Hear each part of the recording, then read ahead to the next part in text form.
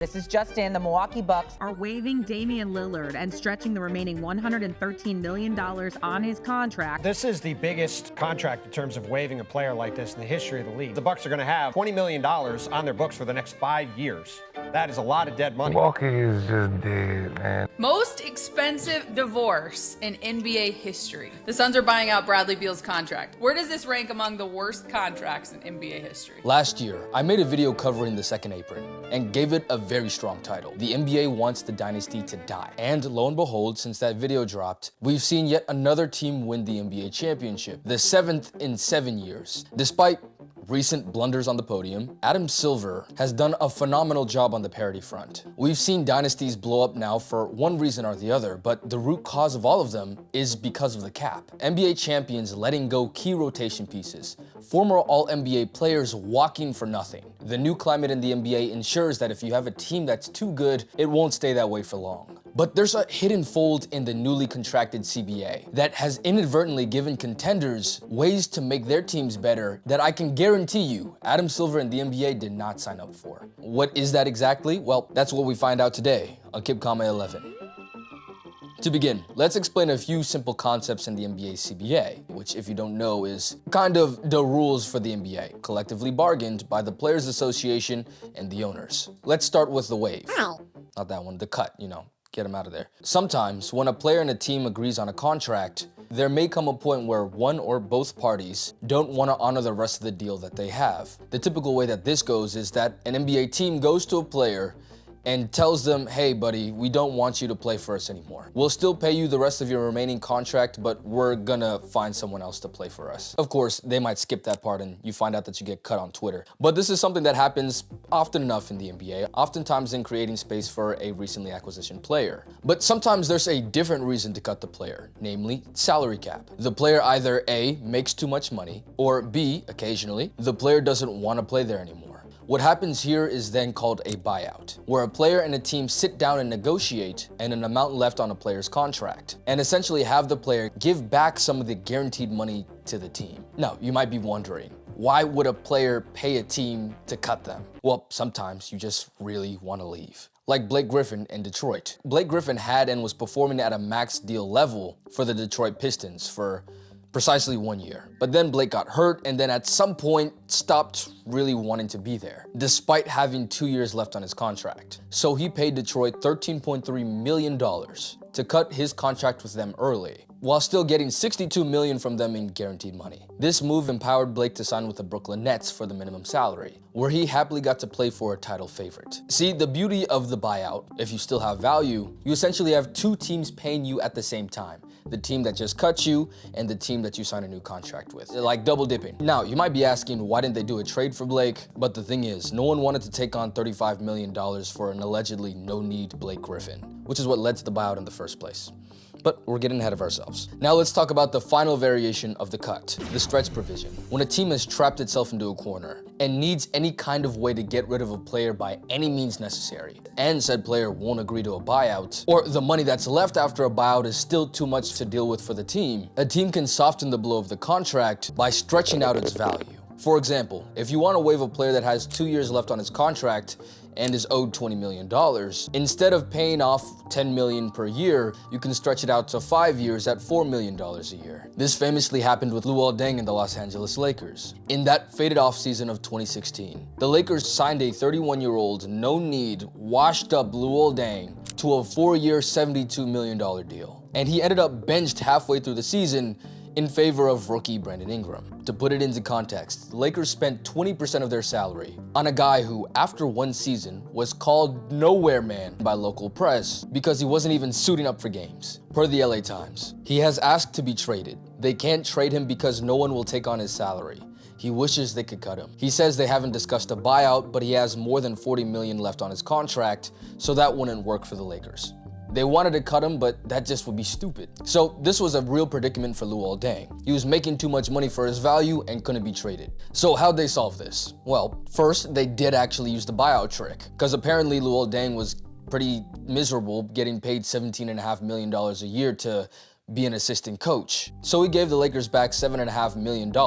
But that still left them with just shy of $30 million remaining on 2 years of his contract. And by this time, LeBron James was on the team. So there's no way they'd be able to just eat the extra 15 per year. I mean, that's Bron's money now, and you cannot mess with Bron's money. So what they did was exercise the stretch provision. Basically, what you do is take the amount of years left on the contract, times it by 2, then add 1. It's CBA, it's kind of weird. Then for the remaining money on the contract, you spread it or stretch it out for that extended time period. In Luol Deng's case, they paid his first year after being cut in full, and then stretched the last year of his contract, which got stretched out to $5 million a year for 3 years. Essentially, the Lakers could not trade Luol Deng, and he wanted to leave, but they couldn't trade him for anyone because his contract was so putrid, disgusting, abhorrent. But they also couldn't cut him because his salary was so disgusting, putrid, abhorrent, toxic, if you will. They'd essentially be paying 20% of their salary cap to a guy who wasn't on the court. Obviously, the GM's not going for that. So what does this all mean now for teams finessing Adam Silver? Well, let's dig in. Not counting minimum contract players who oftentimes in front offices are really just kind of math equations. Any player that was waived was done so because of the extreme depreciation in value from the time they signed their contract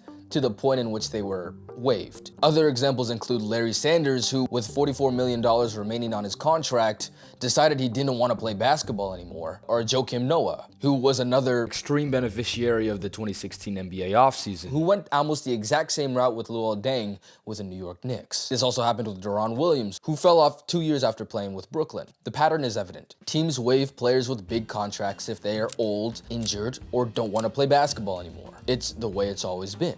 In fact, it used to actually have a huge fancy name attached to it called the amnesty clause, where a team that didn't want to deal with a bad contract could just cut the player and have them off their books completely while still paying them. The NBA got rid of that, of course, but not before it saved the Orlando Magic from the shot-chucking, middle-aged Gilbert Arenas and gave Brandon Roy a graceful exit from Portland. Normally, when a player like this is waived, they're given a minimum salary, and if they're lucky, some minutes off the bench. There are special cases, of course, Blake Griffin, 34-year-old Joe Johnson for the Miami Heat, and surprisingly enough, Boris Diaw for the San Antonio Spurs. That's right, Boris Diaw was waived by the Charlotte Bobcats before getting picked up by the San Antonio Spurs for the minimum. And then he proceeded to win 2-3 championships with them. Funny how life works, huh?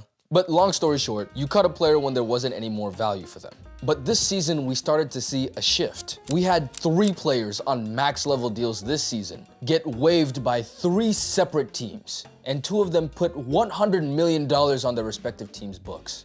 To put that into context, Blake Griffin had $75 million remaining on his Detroit contract before he cut it down to 60 with the buyout. And Blake Griffin was the dunk man who supposedly couldn't dunk anymore, who had just took off a year because of a knee injury. There was no reason to keep him. But Damian Lillard and Bradley Beal are still 2 very effective players in the NBA. I mean, the Suns wanted to make Brad Beal work before KD refused to go to Minnesota. Dame Lillard was one of the best guards in the East last season. How do you go from that to paying $100 million to keep them off your roster? Well, in order to answer that question, we have to take a look at Russ, or more specifically, his last big contract in the NBA, the Supermax. Now, there was a Reddit comment that I came across in my research that I think succinctly describes this whole situation very well. A player is only cut when he can't be traded, which is true. Front office is always looking for value for an asset in some way. Letting someone go, let alone paying them to go, seems intuitively like the worst case option. But thanks to the new CBA, and to borrow the words from my good friend Norman Powell, sometimes you have addition by subtraction. That is, if you make a trade that gives you too much salary, you end up like the Phoenix Suns, where you damn near pay $500 million in 2 years to not win a playoff game. This is a new development, one that Adam Silver and the gang cooked up in this new era of parity. But my friends, it used to be a better time. A simpler time, which gets us back to Russ. In his last season with Oklahoma City Thunder, where he dropped his 2020 game, the rubber on the road had kind of worn out in Oklahoma. So he was traded for Chris Paul and went to Houston. He played 1 year in Houston, flamed out with the Rockets, and then was traded, this time for John Wall. The Lakers then traded Kuzma, KCP, and Montrezl Harrell in what ended up being one of the worst trades in recent memory. But at this point, Russ was still producing, but not quite enough to justify the 40+ million he would be making at age 35. But of course, he had 3 teams take a chance on him. And the way they were able to do that, excluding the Lakers' very poor decision making, Russ was only traded for players who had the supermax or had their contract take up 35% of the salary cap. In fact, if we take a look at all transaction history regarding players who signed supermaxes, we see that they're kind of all getting traded for each other. I mean, I already mentioned Russ for Chris Paul, but how about Bradley Beal for Chris Paul? And James Harden for Ben Simmons? It was the only justifiable way to trade a big contract. You could afford to absorb a John Wall, Chris Paul, at the time they thought he was washed, remember? Ben Simmons' $40 million contract in yesteryear's NBA if it meant that it was coming with some draft compensation. I mean, we think about Russ. The Lakers were able to trade him off, sure. What did the Jazz do once they got him? Bought him out. But that doesn't work anymore. We know that Phoenix tried to shop for Bradley Beal, and between his no-trade contract and the general disinterest in the league, an unavailable, overpaid guard, it was impossible. Kevin Durant was the only trade piece that had a hope of returning this mess of an organization back to something. But when Bradley Beal Light came around, there was no choice but to get rid of the original. And that's when the Suns had to start thinking the unthinkable. The NBA has a provision that protects teams from being buried with dead contracts. The max amount of dead money that you can have on your books for any given season is 15% of the cap. No matter what, you have to pay at least 85% of your money to players that actually play for you. No one in the NBA, other than the Utah Jazz and Russ's contract, because Danny Ainge, has ever gotten close to hitting this number. After all, it's stupid. What would a front office look like paying 15%, $20 million to people who don't play for them? Well, welcome to Phoenix basketball. But seriously, if this was the old CBA, I nearly guarantee that Bradley Beal would be on the team, or at least traded to some other partner. However, due to the severe restrictions of the CBA, basketball-wise, which includes essentially losing their 2032 and 2033 first-round picks, which we all know they're gonna need, and a massive amount of luxury tax, over $170 million, it was truly, for Phoenix, a rock and a hard place. And speaking of hard places, let's turn our attention to Giannis and the Milwaukee Bucks. The Greek Freak has made it well known time and time again that his sole goal in the NBA is championship. And if his team can't deliver,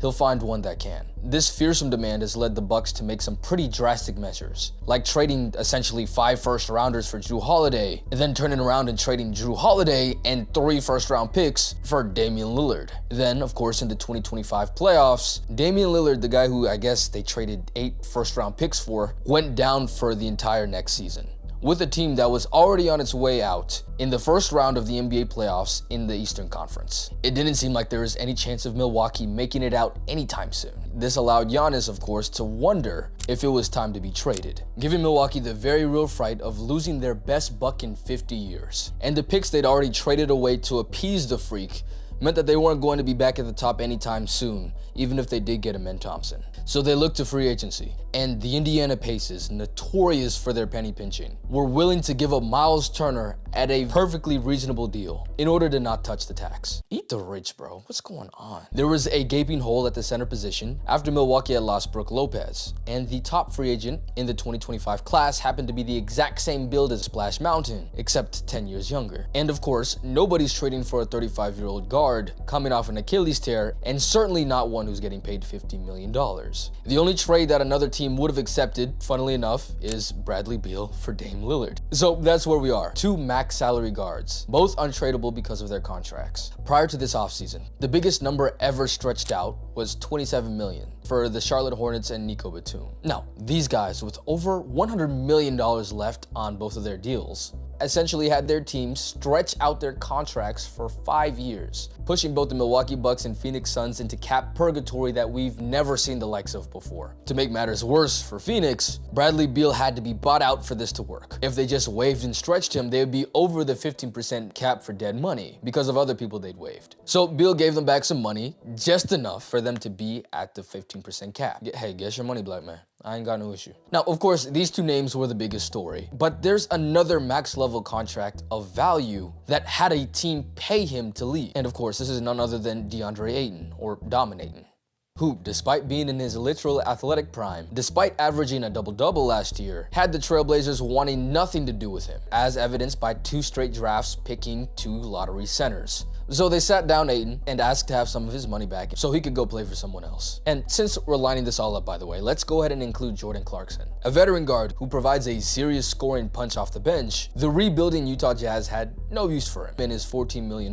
contract. So they bought him out and he was free to go wherever he pleased. Now, these are all very unique scenarios. Ones that, on their own, would have probably been seen as like a curious matter, but not one that was unbelievable. But to happen all at once. We start with Dame, a victim of the NBA's 2025 Achilles crisis. Then Brad Beal, the consequence of the NBA killing super teams and dynasties. Then Ayton, a low motor yet highly skilled center, forced out of a young roster. And finally, Clarkson, a sixth man of the year talent, buried on a rebuilding team. This was like a candy store to contending teams. All of these scenarios happened to line up at the exact same time that contenders were beginning to deal with the most constrictive cap environment in league history. Dame Lillard, almost immediately after learning that he was being cut, got calls from 15 NBA teams attempting to acquire his services. In a vacuum, I mean, a minimum salary Dame Lillard's always the right move, even if he's half the player that he was. But in a time where the undervalued contract reigns supreme is pretty much a godsend. Contenders in the NBA are now forced to use either their mid-level exception or minimum contract signings in order to get better. A predicament that I covered in my Death of the Dynasty video last year. But now, between these four players, you have an opportunity to sign them to a deal where another team essentially pays for your player. That's why the Lakers and Celtics and pretty much anyone else who had a remote chance of contending took the swing. It's that imperative now in today's NBA. Obviously for Dame, loyalty won out. How fitting. But we take a look at the situation that the other players found themselves in. The LA Clippers this offseason were limited to the mid-level exception and still didn't have a strong scoring third option after trading away Norman Powell. They used $9 million of their mid-level exception to sign Brook Lopez, meaning they only had $5.3 million left to spend. The Los Angeles Lakers had $8.1 million to spend, and the New York Knicks had nothing but minimums to offer. Yet they all ended up with legitimate rotation pieces that will have an impact on the upcoming season. When the Clippers signed Bradley Beal and Brook Lopez with their MLE, it made them likely the deepest team in the league and serious title contenders if Ballmer didn't break Clippers fans' hearts. The LA Lakers were desperately searching for a rotation level center, and a max level contracted one was gifted to them. The New York Knicks, with one of the highest bankrolls in the NBA, had no chance of legitimately bolstering their roster after making it to the Eastern Finals last year. Then came Jordan Clarkson. These are all teams that were supposed to be strapped for options. The ethical way for teams to build a roster through draft and development before eventual deconstruction and smart moves in order to maintain a balanced team was supposed to be the priority. Instead, we have players worth $20 million signing for $5 while getting paid $50. Is this a trend that I think will continue in the NBA? I don't think so. Again, these circumstances had their own reasons. But again, looming above it all is the issue of the salary cap. Teams are scared to have overpaid players, and the trade market for them has all but dried up. The only option now is either to wait out the rest of their contract or to cut them. There's a prediction I'm going to make actually. Paul George is next up on the chopping block, a momentously overpaid, often injured player dealing with alleged passion issues. The 76ers are going to have to make a decision when it comes to building around Maxey and even McCain, and they're not going to be able to get PG's contracts off the books. So after this season, they'll be forced to, once again in this new NBA, eat the remaining $100 million left on PG's contract in order to create some cap space. It's better to pay $20 million a year as opposed to $50, which will save them about $30 million in cap space and untold more in luxury tax. PG is then going to have some kind of Russ-level resurgence in LA, either with the Clippers or the Lakers, or Celtics or Heat, somewhere like that, because he signed with them for like $6 million. And people are actually gonna like him again. Mark my words. Come back to this. And hey, maybe PG wins a championship, because the CBA that tried to kill the super team accidentally paved a new way to make one. But hey, that's just a theory. Thanks for watching.